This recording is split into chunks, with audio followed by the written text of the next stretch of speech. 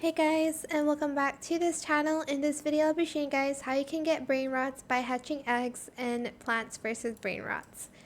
So on the conveyor belt, sometimes you'll get eggs, and you will get brain rots, well, from the eggs. I don't know what I'm trying to say.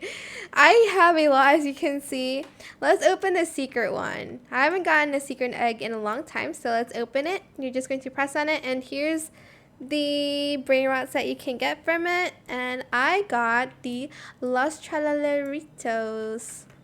And if you search up eggs, you'll probably get a lot if you're a AFK in this game for a long time. Just press on it. Ooh, I haven't seen that owl one. I hope I get it. Of course I won't get it.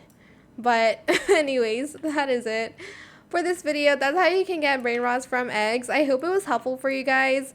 Don't forget to like, comment, share, and also subscribe to this channel if you haven't done that already. If you have any more questions about this video, just leave it in the comment section down below.